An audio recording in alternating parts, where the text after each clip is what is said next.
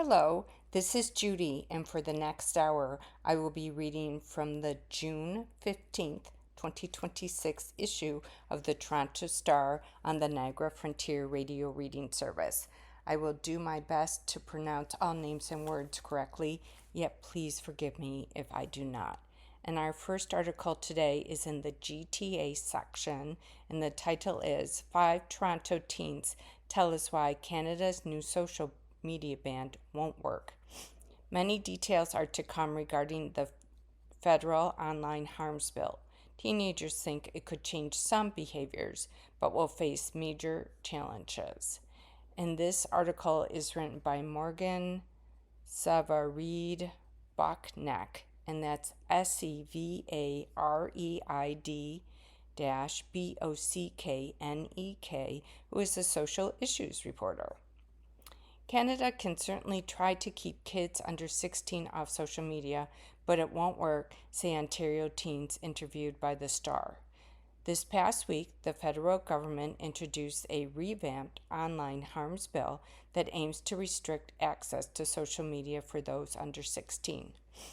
Companies can exempt themselves from those age restrictions as long as they can demonstrate that sufficient safeguards are in place to protect children. The bill does not lay out what those safeguards must be, but suggests that some of the criteria that platforms must meet could include special accounts designed for children, parental controls, and other unspecified design features. A majority of Canadians say they support banning social media for children under 16, according to a recent survey from the Angus Reid Institute. Many recent studies have shown a social media is correlated with depression, anxiety, and psychological distress. Many unanswered questions remain about how the legislation called the Safe Social Media Act will work in practice. The Star spoke with 5 young people to get a sense of what they think about the bill. 3 teens were reached through Unplug Canada, a parent organization focused on delaying smartphones and social media for youth.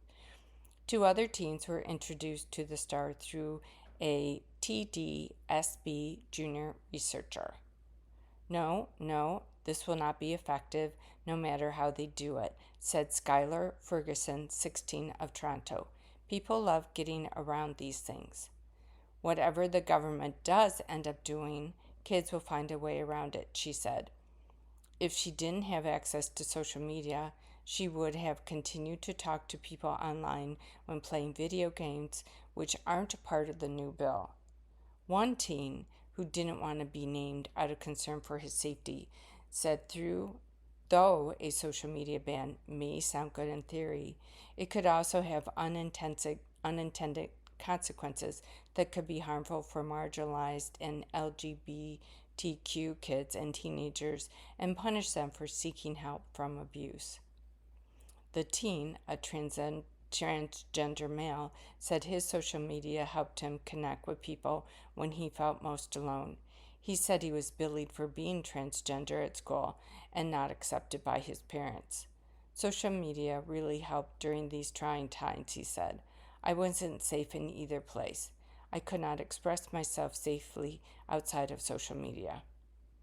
Kids will find a way around the ban no matter what, and may end up in less safe online communities if they are all banned from the mainstream sites, he said. I think more parents should just be responsible with their kids and social media instead of enacting a law, which may not even work. Amelia Naves Novak, 13, doesn't have social media, but said a lot of her friends do. Her mom is a TDSB teacher and is involved with Unplugged. Amelia signed a pledge to be smartphone free until she's 14 and abstain from social media until 16. She said she finds it kind of annoying to be left out of some of the online jokes she doesn't understand. She said she thinks the ban will have the biggest impact on her peers who use the apps to talk to long-distance friends. I think they'll just have to get used to it. Safian Abdullah and that's SUFIYANABDULLA, 13 agrees. He said he thinks kids will end up using iMessage and WhatsApp to talk if they can't connect on social media. Safiyan's mom, Saya Landwala, and that's Lakdwala, and that's Lakdawalla, is a Toronto-based clinical psychologist who works with youth and families. She's also involved in Unplugged and thinks the bill is long overdue. I see this every day in my practice. The kids that I work with, the parents that I talk to, the harms of these kinds of things are quite clear and well documented at this point, she said. All my friends are going to be talking about it, Safiyan said. They're going to be mad, but I feel like in 6 months it's going to be normal. 13-year-old Cleopatra Trysaner, and that's Tryssenaar, whose father is a co-founder of the Toronto chapter of Unplugged, said she brings a sign to her school's cafeteria every day that she places on a table that says, "This is a phone-free zone." She also brings a deck of cards. She said during lunchtime, she and her friends played card games like Cheat, President, and Go Fish. She doesn't have a phone, but said she's watched her friends who do become obsessed with them and become more interested in being online than hanging out with each other. But she doesn't think a nationwide ban for youth will change that. I mean, for a lot of kids, I don't think anything's going to happen because most kids have had social media even before 13 and are just not listening to the rules anyway, she said. Cleopatra's dad, Dave Pelletier, and that's Pelletier, said even though bills similar to Canada's, like the ban in Australia for youth under 16, aren't working perfectly, they still are keeping lots of kids offline. We're still early days in this movement around online harms, smartphones, and social media, and recognizing the danger. And this article is written with files from Rasha Patel. And Morgan Severeid-Boknek is a Toronto-based investigative reporter for The Star. Our next article is under the GTA, and the title is How the Largest Private Donation in the City of Toronto's History Could Reshape a Green Oasis. City staff have revised the Weston-funded overhaul of Queen's Park North to both preserve the intangible magic of the urban forest and attract more people. And this article is written by Mahdis Habanina, and that's Habibina, City Hall Bureau. Canada's oldest municipal park is on track for a Weston-funded facelift after an initial backlash over plans to introduce new buildings, a cafe, and washrooms in the Green Oasis. City staff have released a revised version of the concept plan for the Weston Foundation's $93 million gift, the largest private donation ever to the municipality to overhaul and maintain Queen's Park North. It will include new tree protection zones requiring the city to either axe or scale back, plan amenities, and ensure more open lawn space. How do we reconcile people and trees? This has been one of my concerns since the beginning, said local councillor Diane Sachs, and that's S-A-X-E, at a recent Infrastructure and Environmental Committee meeting where the update was put forward. I agree this is a place where trees should come first, she said, but there are still ways to draw more visitors to the park. Listen, people are not knocking on our door every day trying to give us almost $100 million for our infrastructure, Sack continued. An urban forest with an intangible magic. The City Lease Park, owned by the University of Toronto, is one of the largest green spaces in the downtown core. It's known for its extensive tree canopy, pathways, and open spaces. described in the city staff report as a green oasis filled with intangible magic. The original idea to revamp the space, with the Westins committing $50 million in capital cost and $43 million to help the city and university maintain and operate it over 20 years, said that since the park is surrounded by museums as well as U of T colleges, proposals should focus on changes improving the visitor experience. However, local residents had concerns over whether those changes would damage the trees and the tranquility of the space.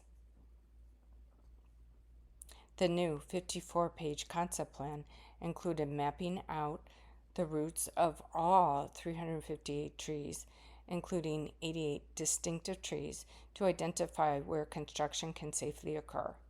As a result, the city scrapped a building pitched as a dedicated space for community and educational activities, scaled back a commemorative garden, and repositioned and shrunk an elevated walkway through the trees. The central building's footprint would be decreased to a modestly scaled 2,700 square foot limit at grade level, where a year-round cafe is planned, the report said. Public washrooms will be built separately. About 41% of the park will be preserved as open lawn space rather than the 25% initially proposed. It's a game changer because I've never seen that before.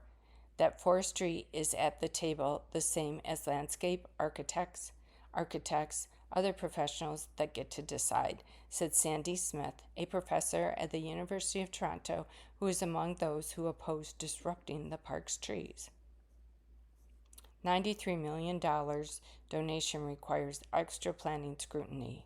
The city still plans to relocate the bronze equestrian statue of King Edward VII to a prominent location closer to the legislative building to reestablish the heart of the park as a public gathering space. Some local residents told the committee they have unanswered questions about the compromise plan, with full specifics still to come. There's so much detail that isn't there, it's unbelievable, said Elizabeth Sisam, and that's SISAM, of community group Friends of Queen Park North. Sisam said, for example, a cafe may entail garbage truck pickup, service deliveries, or truck access, and we don't even know how that's going to work. Others question the Westin's influence over the project and whether there has been enough transparency on the direction of the park's significant redesign, highlighting the challenges that comes with accepting private money for public spaces. On one side, we have a park in need and a city that's broke, said Sue Dexter. On the other hand, public service and public trust. Did the donation tip the scale on transparency? Park redesigns typically don't require committee and council approval. This one is an exception due to the significant private donation. Melda Burr, and that's B-U-R, a design advisor for the Westins, who has worked with the family for over 16 years, tried to offer some reassurance. She told the committee that Alana Westin advised her the trees should be a priority and guide us in the project. It's a wonderful park, but it can and should be better, Burr said. A cafe will create a space to meet and recharge, even on the coldest days of the year. On hot days, an interactive water feature will cool the air and provide enjoyment for children. And people will comfortably spend more time in the park because washrooms are a necessity. If the council approves the concept plan later this month, city staff will start drafting a detailed design. And Mondi's Habanina is part of the STARS City Hall Bureau based in Toronto. You can reach her at her email, which is mhabibina at symbol THESTAR.ca. Our next article is under federal politics, and the title is Mark Carney Wants Canada to Diversify Away from Donald Trump's America. Meet the Canadians trying to do just that. And this article is written by Alan Woods, who is a staff reporter. When Ray Givens decided to establish a branch of his London, Ontario-based company in Europe, he proposed partnering with a German-born fellow entrepreneur. They could share a workshop, employees, the steep startup cost, and the anxiety. The owner of that company said, "No, not a chance," Givens recalled. He said it was way too risky, the chances of success were way too low, and that it was not worth it at all. Spooked by U.S. President Donald Trump's escalating steel and aluminum tariffs on the giant cranes and customized machinery that Givens Engineering produces for automotive assembly lines, he pressed ahead anyway. Since January, and with a friend in Germany serving as his translator and chief administrator, Givens has been struggling with corporate documents, bank accounts, and the many rules and specifications of this strange new world. He has one employee on the payroll, another on the way, and not a sale in sight. The floor of his rented German shop is littered with parts of cranes, manipulators, and machines awaiting shelves and forklifts and tools and workers. The German expansion is in case tariffs go off the scale, he said, of a gamble that, by his own estimation, has a 50% chance of success. If tariffs go crazy, I want to be ready for this. I want another option to sell into Europe. With the July 1 deadline to renew the Canada-United States-Mexico Free Trade Agreement fast approaching, Canadian companies, big and small, are facing similar choices. Hope as they might for a return to the harmonious status quo that would allow them to sell tariff-free south of the border, the long-term survival of their businesses and the health of the Canadian economy is reliant on them exploring to new markets. And they're being spurred to action by Prime Minister Mark Carney, who has set the goal of doubling exports to non-U.S. countries by 2035. In an interview with the Star in Paris, International Trade Minister Maninder Sidhu, and that's Manindersidhu, said the number of Europe-focused clients served by Export Development Canada, a federal agency that offers financial aid and advice to exporters, has gone from 1,740 in the first quarter of 2026 from about 900 in 2025. So it's a big double, he said. But a recent report by the Business Data Lab showed that while non-U.S. exports had increased 17%, the number of individual exporters have failed to keep pace, rising only 6%. The growth is driven by those who are big and already doing international trade, said Catherine Fortin Lefavre, and that's Lefavre, Lefaivre, Vice President of International Policy and Global Partnerships at the Canadian Chamber of Commerce. The gap is companies, especially smaller ones, that maybe didn't ever think they'd have to find alternative markets. And now they're asking themselves, how do I start with this? Interest from Canadian firms growing. This is the hidden face of a fragile Canadian economy. The federal government is negotiating free trade agreements, signing strategic partnerships, and doing defense procurement deals, pitching Canada as a land of energy, minerals, and stability. But the long and winding path between opportunity and profit is strewn with uncharted barriers and potential pitfalls. You get a lot of small and medium-sized companies that want to export, but they don't know how, a trade official at the Canadian Embassy in Paris told the Star. Being export-ready is a rather lengthy process. It involves the creation of market-specific business plans based on the country, the matching of particular standards and specifications, the translation of websites and corporate documents, and a host of often overlooked hurdles. The cliche example is the person making jams out of their kitchen, but who aspires to sell to the world. Is it professional? No, but it could be. A lot of companies started that way, the official said. They say, oh, I'm going to try and export to France. Well, just because your jams are popular in Montreal doesn't mean that you're going to have a great success exporting.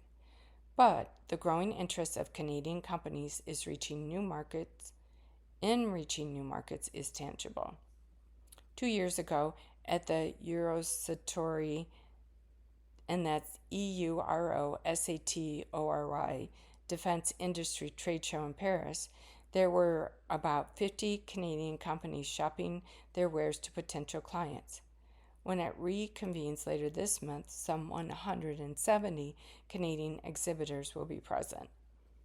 To spur their chances of success abroad, the federal government is creating or expanding Export Development Canada branches in Sweden, Poland, and France, while also posting additional defense attachés to Canadian embassies in Europe. The attachés have an explicit mandate to help promote and sell Canadian-made military goods, something of a shift in both military and diplomatic circles, where matters of trade and defense have been kept separate. I'm getting more and more calls to Canada saying, how can you help me with mining? How can you help me with energy? How can you help me with defense? Said Sidnu, adding that he gave a strategic directive to help sell more Canadian energy and defense equipment to the world. Everybody wants to do more with Canada. Turbocharge the economy. Part of this is down to the Carney government beating the bushes for more business, investment, and trade opportunities. But it is also the result of the world seemingly strewn with economic and geopolitical fault lines and the fact that much of the resources the world is seeking are buried under Canadian soil. That is the good fortune of Northern Graphite, an Ottawa-based mining company with mines and mineral deposits in Quebec and Namibia and Northern Ontario. The company is mining graphite for use in electric vehicle batteries and military applications and is developing battery material plants in France, Saudi Arabia, and Baie Comeau, and that's BAIE-COMEAU, Quebec. The U.S. market has been a little bit slower than expected since Trump canceled electric vehicle incentives and subsidies, said Hughes Jacquemin, Northern Graphite's chief executive officer. But the company won a strategic project status in March 2025 under the European Union's Critical Raw Minerals Act. I think any critical mineral that is available outside of China right now is definitely getting a lot of attention, Jacquemin said. If tomorrow China decides they don't want to export this material, which is 95% of what is being used in batteries today, we can't make batteries. He credited Carney with trying to turbocharge the economy. But meeting the goal of doubling non-U.S. exports to $600 billion a year by 2035 will require significant scaling up of Canada's more than 1 million small and medium enterprises, or also referred to as SMEs, defined as companies that have respectively fewer than 100 and fewer than 500 employees. Currently, only 15% of SMEs export their goods. The vast majority of those who do so sell into the U.S., which is geographically closer, culturally familiar, and until recently has been far easier to navigate. It will also require Canada to get its own economic house in order. Vito Ferrone, Director of Operations at Toronto-based Gem Windows and Doors, said counter tariffs and interprovincial trade barriers currently make it cheaper for him to import material from Europe than to outfit his clientele with Canadian made products. I've never liked Trump as a person, but what he's doing for his country is the right thing, he said, referring to Trump's stated desire to build up the U.S. manufacturing sector. That's what's going to give you a strong economy. That's what's going to give you the ability to defend yourself against economic issues outside of your border so that you don't have to be as dependent on the rest of the world. Tariffs triggered chaos. For 3 decades, Innovative Automation, a Barrie-based company that provides automated machine solutions primarily for the car industry, thrived under the North American free trade regimes, working on projects for clients across the continent. But the ground started to shift as the car market transitioned towards electric vehicles, then hesitated before Trump finally scrapped subsidies for plug-in cars outright. We had a lot of project forecasts that all of a sudden disappeared, but we also had projects that we were building that, mid-build, the project would be canceled, said Michael Lalonde, Lalonde, the company's chief executive. The tariffs and Trump's call for car makers to move operations to American soil compounded what Lalonde refers to as the chaos. One of the things that it's hard for us to fully understand is how many opportunities have we not been asked to bid on, he said, noting how an ill-timed presidential social media post or rant to a reporter these days has the power to crash markets and scrap the best-laid business plans. It comes back to the general theme of just the chaos in the market and uncertainty, and we all know businesses don't like uncertainty. Innovative Automation has found some stability with the invention of automated taping machine Robotape, which is now selling in Japan, Britain, Italy, Germany, Brazil, and South Korea. That's the product of our growth, Lalonde said. It was really an effort to try to normalize things and reduce our reliance on a single industry and a single geography. But the great hope, he admitted, is that things go back to normal and we are able to even further increase our revenues in the U.S.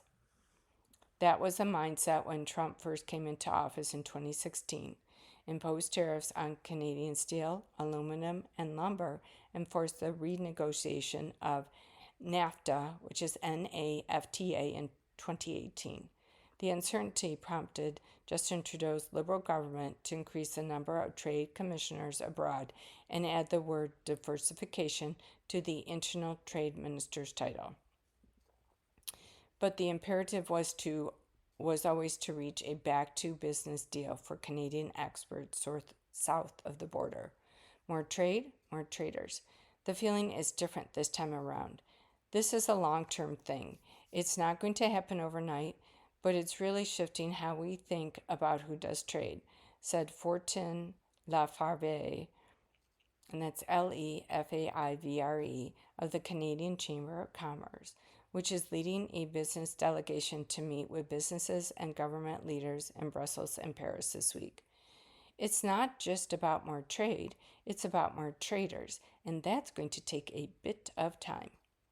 To implant and spread that message, the Chamber of Commerce invited 3 local-level business associations to join its European tour, including the Abbotsford Chamber of Commerce from British Columbia, where many local businesses are reliant on American export and sales.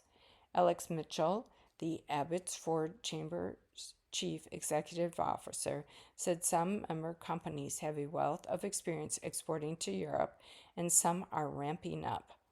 But for others, she said, the spark is just starting now. Local blueberry producers, she noted, are particularly motivated to sell in Europe. We know that they're currently undersupplied with that type of product, Mitchell said. That's just one example of one product in one industry, but For us at the Chamber, it is really trying to figure out ways we can provide some exposure and help to remove some of those barriers. The biggest barrier standing in the way of the expansion is Given's automotive crane expansion to Germany is the Atlantic Ocean. In this business, no one will buy from us unless they can see that we already have a presence in Europe. He said, can we install it easily with people in Europe? Can we repair in Europe, or are we going to have to fly people over from Canada? He expects to lose around $300,000 over 3 years before he starts earning money from sales. It's going to be a long, slow process. I'm sure with lots of setbacks along the way, Given said, but I'm sure in the end the effort will be worth it. And Alan Woods is a Paris-based staff reporter for The Star, and he covers global and national affairs. And you are listening to a reading of articles and features from the Toronto Star on the Niagara Frontier Radio Reading Series.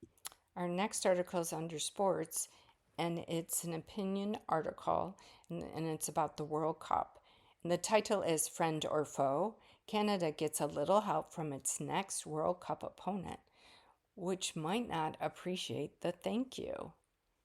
And this article is written by Bruce Arthur, who's a columnist for The Star. Only a few days in, and the World Cup is rising like a phoenix, though not necessarily in Phoenix. That is where Turkey trains, but nothing more. But across North America, the influx of national cultures has been inspiring. Algeria and Kansas, the Scots in Boston, the Dutch in Dallas, Koreans in Mexico, Canadians and Bosnians in Toronto, Aussies and Turks in Vancouver, on and on. Despite the price gouging, despite the malign specter of America's government, every local, global phenomenon is a blossoming of the human spirit. It is about connection, most of all. In that vein, Canada is not often indebted to Qatar, but here we are. Canada's men's soccer team has arrived in Vancouver, where you can hear cheers echo across the city core when they say, Germany scores a goal against Curaçao or vice versa. There were a lot of cheers. The city's main downtown street has been closed to cars and has become a festival. There are watch parties all over. Vancouver is just big enough and just small enough that in the heart of the city, the World Cup can feel almost inescapable. And Canada arrived with a fresh sort of hope. After Canada's 1-1 draw with Bosnia-Herzegovina on Thursday, the expectation was the Swiss would turn Qatar, the Group B minnow, into a fillet and take command of the group. For a while, that's what it looked like. Then Qatar equalized in extra time, and every team in Group B has played to a 1-1 draw. But only Switzerland, the most credible team in the group, has played the weakest of the bunch. Canada will play Qatar here in Vancouver on Thursday, and a win more or less guarantees advancement to the knockout stage. That puts Canada's World Cup destiny into Canada's hands. What an opportunity! The Bosnia match was a lot of things. It was a beautiful moment in the nation's soccer history. It was a chance for Canada to look something like a serious soccer nation. But most of all, it was a relief.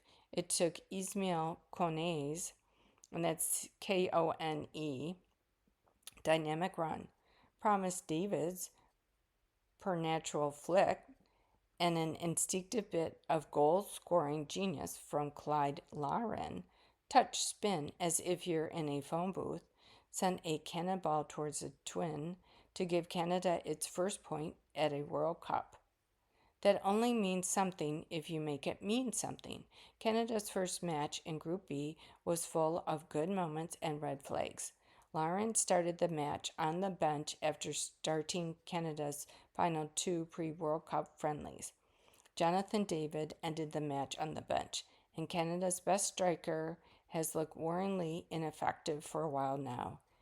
David's C- strike on Canada's best chance against Bosnia hung in the air like a cloud until Lauren's strike lifted it.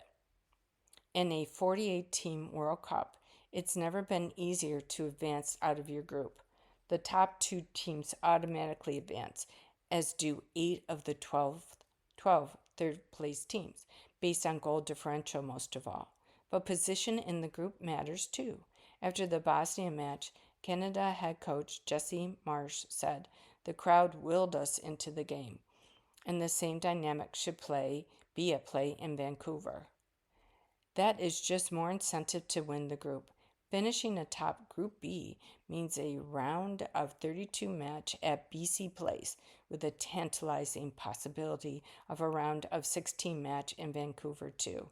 The draw against Bosnia should have been a win, but Qatar gave Canada new life.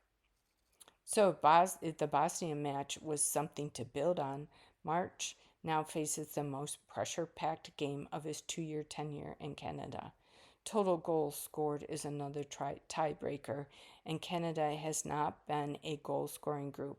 It took March one match to mix and match his 4 forwards, with Tani Oluwase starting, and that's Oluwasei, starting against Bosnia for Lauren and displacing both of his dynamism and his occasionally stone feet. But as Canada's World Cup shifts to the West Coast and to a bigger stadium, this is a fresh start with World Cup experience in their back pocket and the questions that came with that experience. If Canada beats Qatar, if it can resolve the befuddling difficulty with finishing and get more dynamic play in the midfield from stalwart Steven Eustachio, and that is spelled Eustaquio, then 4 points almost certainly means advancement. The Switzerland game, June 24th, would then suddenly become something else, a match that determines Canada's future, but with a high floor and a tantalizing ceiling. Of course, if Canada draws Qatar, or God forbid loses, then this World Cup could quickly become a debacle. Vancouver, by all accounts, seems ready to make this a festival and another blossoming of the human spirit. Canada is here and ready to deliver. Canada can say thank you to Qatar in person on Thursday, and then, with or without Canadian politeness, send them spiraling to the bottom of the pool. Our next article is under personal finance, and the title is Canadians Are Shrinking Their Budgets This Summer. So we put together your guide to affordable summer fun in the city. And this article is written by David Silverberg, and it's a special to the Star. Toronto thrives in the summer with waterfront festivals, outdoor films, and whimsical playgrounds, luring Torontonians out of their air-conditioned homes. This year, however, some of us are looking closer at our budgets before embarking on day trips or summer vacations. A TD survey found that more than 1 in 3 Canadians plan to spend less this summer amid an ongoing cost of living crunch. To help Torontonians enjoy a budget-friendly summer, we put together a guide of memorable outdoor and indoor activities you want to bookmark during these hazy months. From basketball trees to froyo at Stacked. When Laura Bozabalin, and that's Bozabalin, a 50-year-old mother and English teacher, considers how to spend a sunny afternoon with her family, she often chooses the free option of visiting the new Bidaasige Park, and that's Biidaasige. Near Cherry and Commissioner Streets, the newly designed playground and park has reinvented the spaces to be welcoming to people of all ages, Bozabalin says. Her family especially loves the new basketball tree sculpture titled Orange Fonctionnel and designed by Cuban-born artist Alexander Arrechea, and that's Arrechea. Orange branches flour into functional basketball hoops, layering it with a Dr. Seuss feel, Balin says, giving anyone the chance to score a bucket, no matter their skill level. Stacked Market near Front and Bathurst Streets is another summer attraction for Balin and her family. In the evening, especially, it's both relaxed and lively, and it feels like everyone from across the city is visiting, she said. And we can't not go there without walking around the area with frozen yogurt from Hayden's, and that's Haydns, where we pile on all the toppings. For Ken Greenberg, co author of Exploring Toronto, families are looking for an inexpensive day should head to the Toronto Islands. You can bike across the islands within a few hours, and if you don't want to spend money on the food there, bringing a picnic is a great idea, he says. A round trip ferry ride costs $9.57 for adults and $4.51 for kids younger than 15. It wouldn't be summer in Toronto without pedestrian Sundays and Kensington Market. Free to attend, but watch the wallet creep when you decide to buy a handful of delicious goodies throughout the day. Pedestrian Sundays closes the market to vehicle traffic on the last Sunday of each month from noon to 7 p.m. and invites a wide array of artists to perform. Past events have featured ska bands, magicians, storytellers, and life-size chess. Artistic expression in parks and on porches. Why watch movies indoors at a high ticket price when you can take in your favorite film free in a park? Christie Pitts has become a go-to hub for the Toronto Outdoor Picture Show, running from June 26 to August 23rd. Films slated to show on the massive projection screen near the park slope include Titanic, The Muppet Movie, Arrival, and the Canadian breakout hit Nirvana, the band, the show, the movie. One of the more underrated outdoor festivals is Porch View Dances, where dancers perform on actual house porches and lawns in styles ranging from contemporary to African. Performances run from July 1st to 5th, beginning at 7 p.m. On July 5th, it starts at 2 p.m. in the Seton Village area, and it's pay what you can. For a different dance flavor, head to Harbor Front Center on July 18th for a free all-day event called Unity Fest. This hip-hop festival for youth, produced by Toronto's Unity Charity, will feature breakdancing competitions, live performances, food, vendors, and workshops for all ages. Speaking of flavors, North York is getting some African culinary love thanks to the Taste of Ghana Festival, a free event taking over Earl Bales Park on June 28th. Expect a hefty range of jollof rice dishes and seat kiwele, and that's Kelewele, as well as cooking demos and Afrobeats bands. For car lovers, the free Yorkville Exotic Car Show on June 21st curates an impressive selection of rare, vintage, and stunning cars.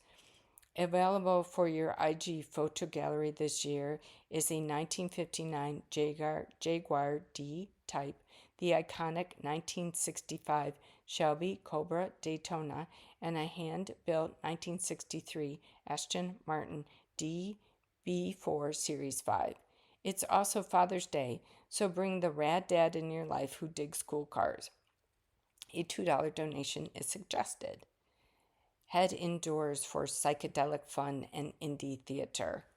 Rainy summer days call for visiting the ROM. Tickets are free between 4 p.m. and 8:30 p.m. on the third Tuesday of each month. Advance tickets are required.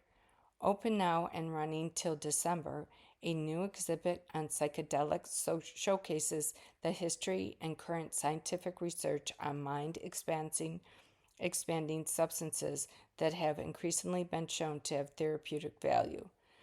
Look for a particularly immersive room where a large pillar displays video graphics of whirling fractals, and that's fractals, zooming tunnels, and beams of light that make the walls look like they're breathing, according to a statement shared by the ROM.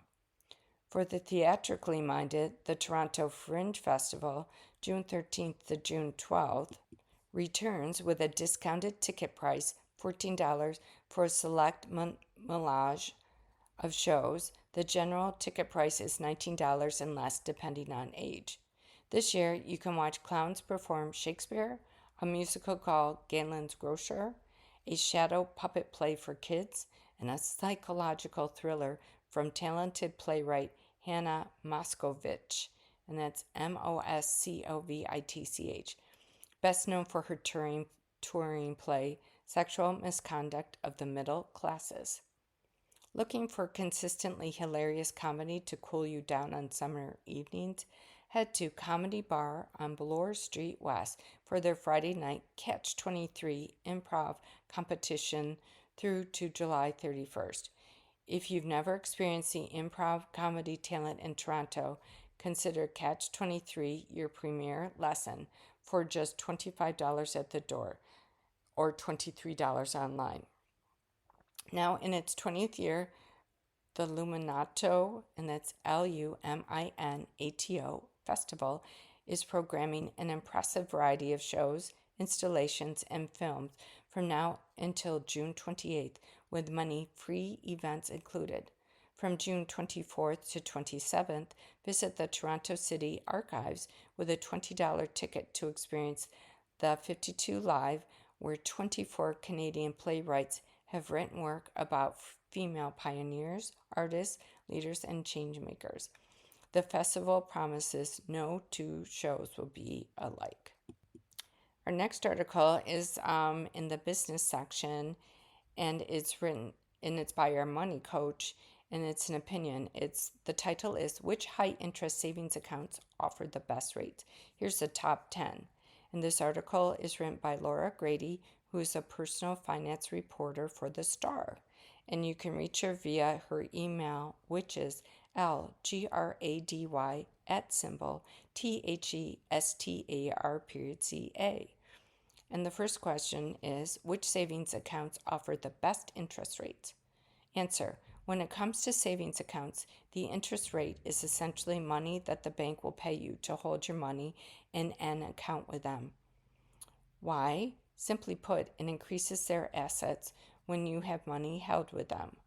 While regular savings accounts allow users to earn a small amount of interest, high interest savings accounts, HISAs,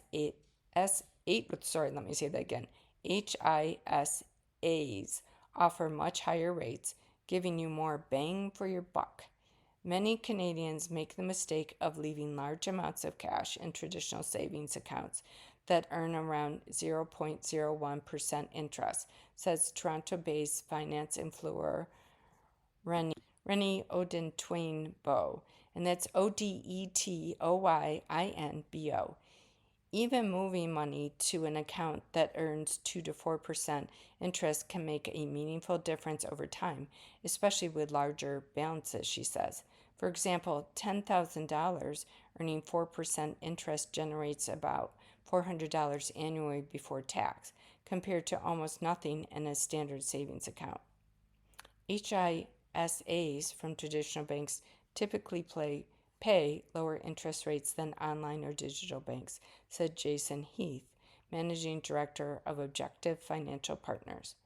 Regardless of where you open a high-interest savings account, he says to watch out for temporary promotional rates unless your deposit is only going to be held in the account temporarily. Simplify's high-interest savings account, for example, currently offers an introductory rate of 4.6% for new clients for the first 5 months, but the regular rate on balances up to $50,000 is 0.30%. Odetoinbo adds that it's important to know what the ongoing interest rate will be after the promotion ends. And keep in mind that rates can change frequently depending on the market. Some lenders may also require you to keep a certain amount of money in the account to earn interest. When opening a high interest savings account, Auditoy recommends choosing an institution that offers the best interest rate over the long term, is insured by the Canada Deposit Insurance Corp, and has low fees. He says a high interest savings account is a good place to stash money for an emergency fund or a short term savings goal. Keep in mind that any interest you earn in a HISA counts as taxable income. If you're investing for the future, he says HISAs don't compare with the long run return potential of stocks. For long-term savings, you may want to put your money in a tax-free savings account, TFSA, or a registered retirement savings plan, RRSP. These are tax-sheltered accounts where you can hold investments such as stocks, bonds, EFTs, or GICs, in addition to the HISAs. You can open a TFSA HISA to earn interest tax-free. Just be aware of your contribution limit, which you can find through the Canada Revenue Agency's My Account online. Also, if you have debt with a higher interest rate than your savings account rate, he says you could be paying more interest on your borrowed funds than you are earning from your savings, which means you would be falling behind overall. For example, if you have debt with an interest rate of 10% and a savings account that earns 2% interest, consider the math. Heath points out that if you have $100 of debt, you will pay $10 of interest after a year. If you have a savings account, it will only earn $2 of interest. If you have a small, high interest savings account as an emergency fund, that is one thing. But building savings in a high interest savings account when you have debt may not be a good thing, he says. Based on data from RateHub and Cannex, and that's CANNEX, these are the best interest rates offered on savings account in Canada right now. And these rates are based on an annual account balance of $5,000. The Savin Financial High Interest Savings Account is 2.85%. Oaken Financial Savings Account 2.8%, EQ Bank Personal Account 2.75%, Wealth One Canada High Interest Savings Account 2.6%, Parama, and that's PARAMA Credit Union Daily Interest Premium Savings Account 2.5%, Neo Financial Savings Account 2.5%, Canadian Tire Bank High Interest Savings Account 2.4%, Hubert Financial High Interest Savings Account 2.3%, General Bank of Canada High Interest Savings Account 2.2%, and Laurentin, and that's LAURENTIAN Bank High Interest Savings Account 2.2%. And this article is under the Life section, and the title is Together. And the title is Why a Big Group is Gathering to Solve Rubik's Cubes Blindfolded in Brampton. And this article is written by Briany, Briany Smith, who is a culture and lifestyle reporter. A group of community members, parents, and children gathered in a boardroom on a Tuesday night at the Vic Johnston Community Center in Mississauga, tucked away near the Hocking Arena snack bar. They weren't there to hit the ice or cheer on a player. Their sport of choice doesn't require pads, sticks, or tape, just a single Rubik's Cube. They have been meeting once a week to practice their solving skills in the lead up to their Guinness World Record attempt on July 11th in Brampton, alongside their fellow record breakers via video all the way over in Hong Kong. Look closely though, and you might notice something a little different. Here and there, some of the participants have their eyes closed, and scattered on the table alongside the how-to printouts are simple black blindfolds. That's because they're not just going for Rubik's Cube group solve record, This group is going for the new world record for the most people to complete a Rubik's Cube blindfolded. This is their second world record attempt. In 2024, the group nabbed their first record with 398 people completing the cube blindfolded. Now they're upping their goal to 550 people. Thomas Wong brought the Brampton-based challengers together. After Wong's church friend Ken Hau, H-A-U, lost his sight, Hau lost his joy for everything else too, staying inside for years at a time. Wong tried to draw him out, even offering up dim sum outings, but nothing worked. Then one day, Wong happened to have a Rubik's Cube on him during a visit, and Hau became intrigued. Since Hau wasn't able to see the colors on the cube, Wong 3D printed a tactile version with raised symbols on each color for him so that he could start to practice. It took Hau about a month to solve the cube for the first time, but then he was hooked. Inspired by Hau's love of the cube and their discovery via YouTube of a Hong Kong friend's previous world record attempt, Wong started his own record attempt group to have fun solving tactile cubes together and to encourage sighted people to hang with non-sighted people and perhaps get a little insight into what life without sight is like, especially for the younger members. Organizing committee member and instructor Irene Chu feels that meeting more visually impaired people can especially help to normalize difference for children. Small children maybe have never come across people that are a little different from us, but once they learn from the VIP, visually impaired person, instructors, they feel that they are not very different from us. Actually, we are equal, she says. Then, when they see us, people different from them, they don't feel nervous and they don't feel weird, and they will treat each other equally. This is what satisfied me the most. The Brampton chapter is unique in that many of the training session attendees are children. The Hong Kong faction only allows adults to participate. Once they learn the cube, many kids act as instructors as well, teaching other children how to solve it.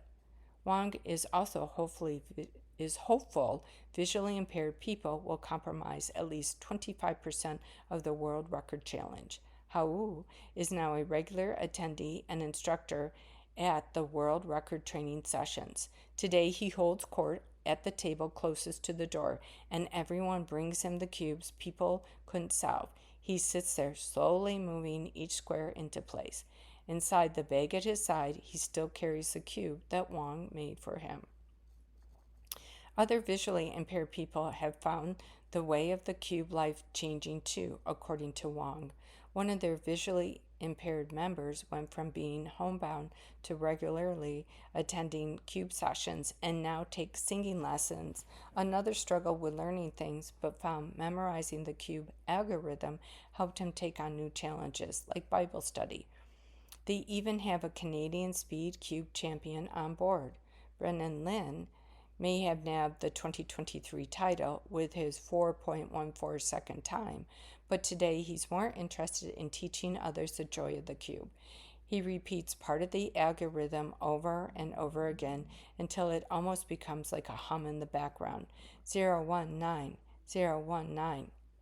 People often ask Rubik's Cube enthusiasts how fast they can solve the cube. Organizing committee member Michelle Pone says, but for this group, it's more than just about getting it done.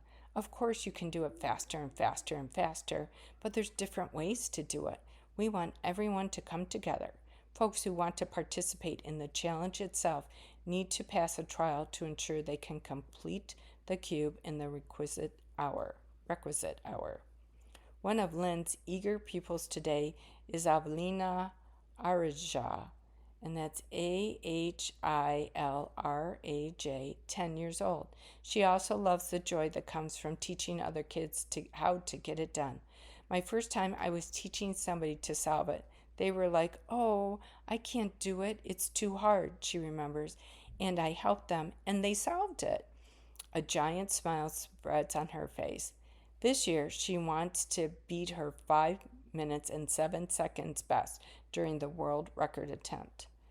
One table over, 7-year-old Parthiv Paramanas, and that's ParthivPerumana. Little hands work the cube as Chu looks on. Close your eyes, she murmurs. He spins it over and over. At last, the final color clicks into place. Good job, his mother, Prashina Prabhakaran, and that's Prabhakaran, says, administering a high five. Chu promptly tosses him another cube, and soon his tiny fingers are flying once more, faster and faster. And Brittany Smith writes about culture, entertainment, and lifestyle for The Star. And you have been listening to a reading of articles and features from the June 15th, 2026 issue of the Toronto Star. Your reader has been Judy, that's me, and it has been such a pleasure and honor to read to you. I hope you have a most amazing day and take care of your wonderful selves. And thank you ever so much for listening.